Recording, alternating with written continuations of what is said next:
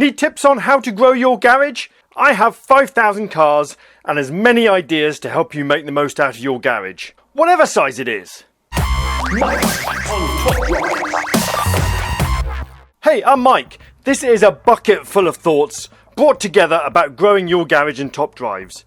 Hopefully it's a fairly comprehensive guide with lots of tips and ideas for maximising your garage slots and picking the right cars to keep and upgrade. Over the last 3 years, I've created a strong garage containing 5,000 cars and including over 180 legendaries. In that time, I've read plenty of advice, I've heard plenty of advice, and I've dismissed plenty of advice. That is what you need to do while watching this video. Listen to what I have to say, weigh it up, and then either follow it or discard it. The way I play the game will be different to the way other people play the game. You choose the best solution for your garage and for the aims you want out of the game. As always, let's start with the basics. There are 7 different car rarities in top drives.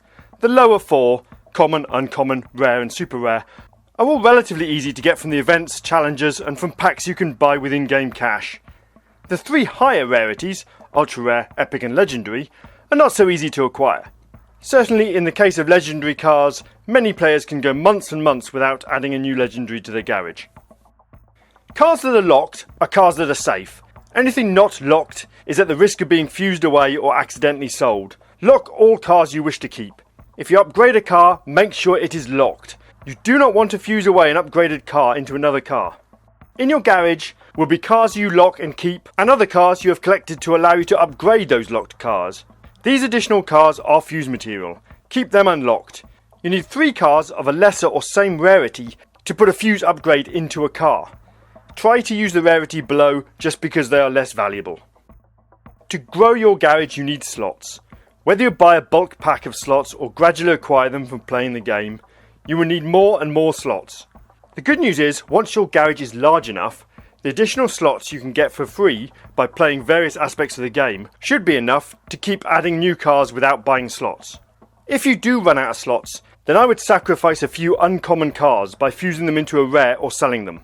Uncommons are the easiest to get. So many packs give out uncommons. Since most event rewards, free packs and daily rewards all have packs containing multiple uncommons.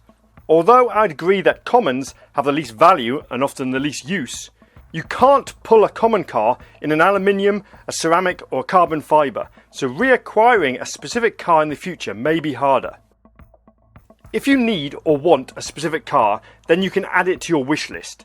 This means when you unpack it, you will be reminded that you wanted it with an extra animation. Adding a car to your wish list does not make it more or less likely that you will get that car in a pack. Also, don't bother listing prize cars as you can't pull them from a pack. Wish listing legendary cars may also be a bit of a waste of time. You're very unlikely to get a wish listed legendary, but that's your choice.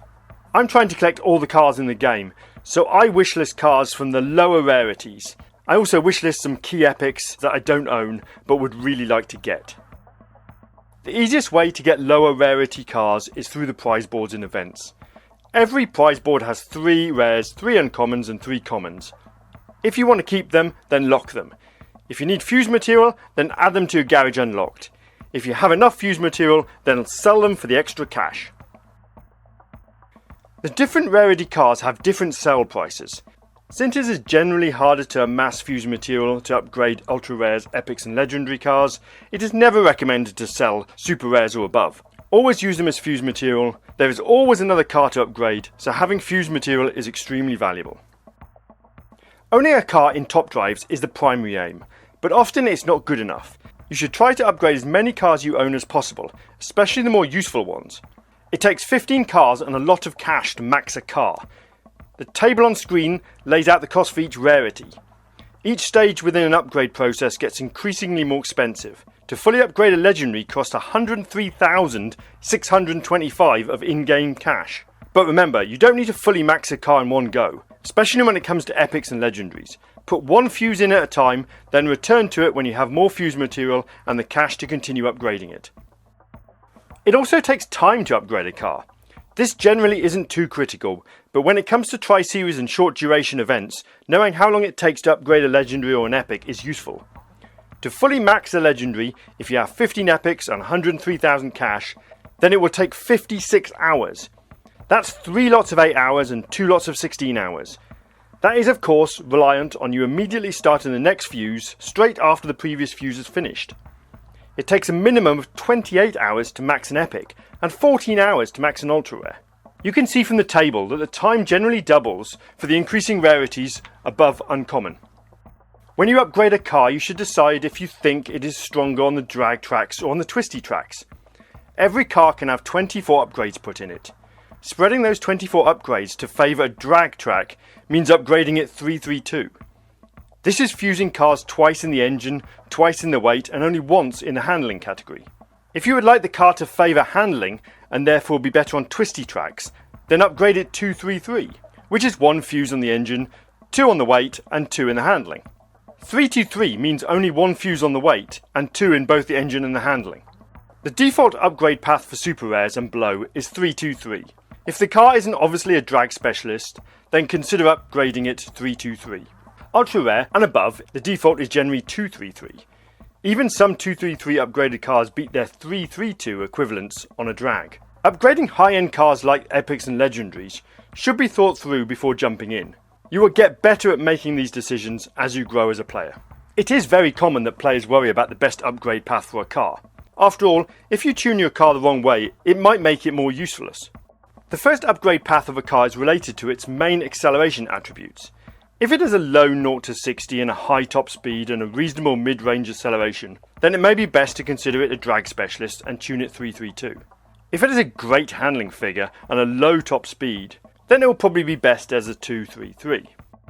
If you have space in your garage, keep a second copy of a car, then you could upgrade it differently to the original car.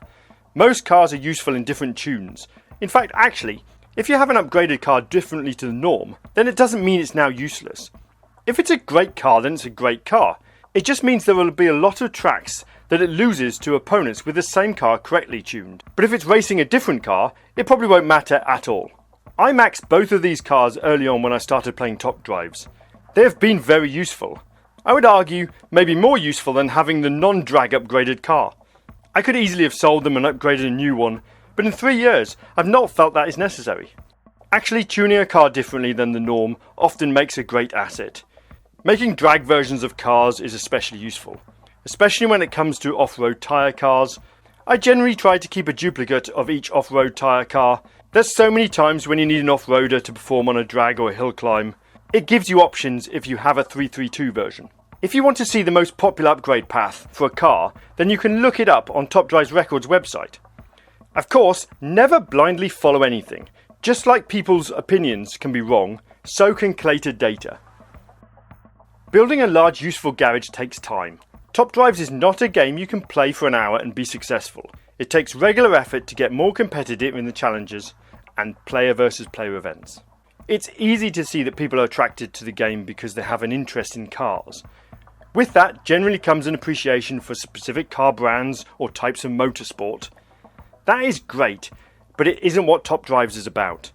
Just because you love Lamborghinis doesn't mean you should be trying to use them in every event. You shouldn't be blindly saving every Lamborghini you pull.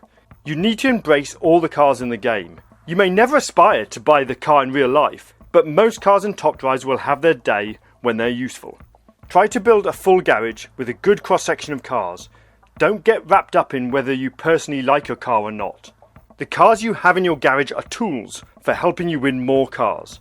Often people talk about specialising in a country or car manufacturer. Don't bother.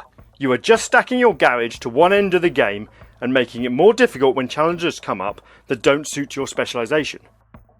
If you are looking for the best chance to do well in events and challenges, then look at what cars are regularly beating you and pursue them. Add them to your wish list. If you want to specialise in a category of cars in Top Drives, then specialise in the newest update. Having as many cars from the newest update will help you in the majority of important events, as they often use criteria based on the newest cars added to the game.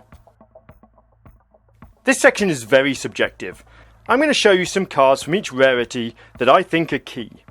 Cars that are dominant in a specific race niche or are constantly useful day to day. These are not definitive lists of the best cars. They're cars I find regularly useful in Top Drives.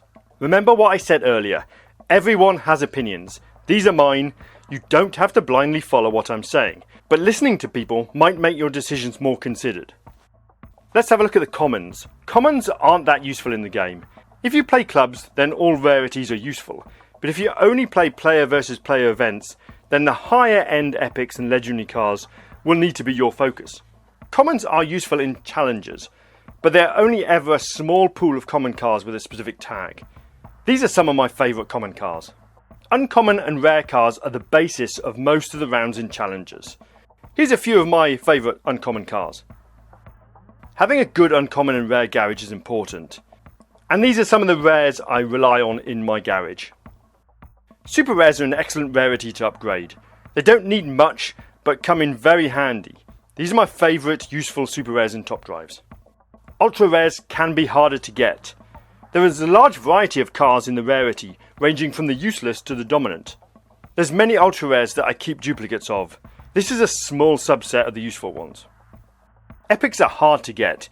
In fact, getting a specific key epic is very hard. Keep persisting and you'll pick some of them up over time. Epics win big prizes. As with all rarities, the higher the RQ within the rarity normally means the more useful it is. Always try to keep the high RQ epics if you want to be competitive in tri-series events. Certainly, an RQ 79 epic is much more useful than an RQ 66 epic. However, all epics will have their day and the lower epics are often included in tag challenges, so having them could be advantageous in the future. These are my favourite epics. You don't need a legendary list. If you pull a legendary, then keep it. Never sell a legendary. If it's a duplicate, then consider fusing it into another legendary, but generally should be grateful for all legendaries you pull from a pack, whether it's a key car or not. In fact, most key legendaries are prize cars, and therefore cannot be pulled from a pack. Let's talk tactics. Don't leave cars in your holding pool. They will expire after 24 hours. Add them or sell them, don't waste them. Try to keep duplicates of cars you find useful. Cars that are useful to me or other people may not be the ones you favour. Make your own mind up. Once you have, try to keep a duplicate. If you pull a duplicate legendary car that isn't a key car, then fuse it away in place of 3 epics to upgrade a more useful legendary. Using your duplicate legendaries will make your garage stronger. Don't sweat losing a legendary. The number of legendaries in your garage seems important as a bragging point, but actually, upgrading a key legendary car may win you more legendaries in the future. When a new tag is released, you should try to save all the cars from that tag. Concentrate on saving cars from the current challenge series. Upgrade as many low-end cars as possible before the challenge starts. If a car is likely to be key, keep duplicates of it. You can always get rid of them at the end of the challenge, but having a duplicate off-roaders and duplicate drag cars could save your chances of getting one of the prize cars. When a new update is coming, look at savings. Save cash, save gold, save fuse material. Stop upgrading cars that are not specifically helping you win an event or a challenge. Keep fuse material in the various rarities so that when a new update drops you are able to upgrade the new cars. New updates are very important in the day-to-day gameplay. Collect and upgrade as many cars from the new update as possible. Before an update, save money for opening ceramic packs using the in-game cash. If you're able to, save as much gold as you can. Opening packs to get new update cars will help you in the coming months of events and challenges. If you can, open an elite pack because they give you all new cars along with the slots for you to put them in. If you have finished all the campaign and championship levels, then use up the renown that you get from events to get free cars. Save the hand for the last round of the Nismo Championship and play that round every time you get 300 renown. Whether you win a rare, a super rare or an ultra rare, it's all free stuff. When a tag challenge starts, or just to fill in missing cars from your garage, have a look through the championship levels to see if any of the cars on offer are useful for you now. Find cars which you don't have or which you fused away in the past. Although all cars will be useful at some point, sacrificing some poor epics to upgrade a key legendary car may be the way to go. If you run out of slots and need to fuse away a car, consider the older cars. Any car with a tag from the last year will inevitably be more useful than cars that have no tags or have been in the game longer. When you upgrade a car, you don't need to put the last cash upgrades in it. Fuse upgrades take time, so will delay you when you need to use that car competitively, but cash upgrades can be done instantly. It takes a lot of cash to add those final few cash upgrades. That cash may be better used elsewhere. If you add one cash upgrade in each category, then it will be cleared out of your fused completed list. This will help you see the actual cars you're still upgrading in the list. And that covers it all, I think. I hope so anyway. As I said at the beginning, everyone can play the way they want to play. Take on board my ideas and make your own mind up about them. Until next time, school is over. Thank you for watching, but we're now done.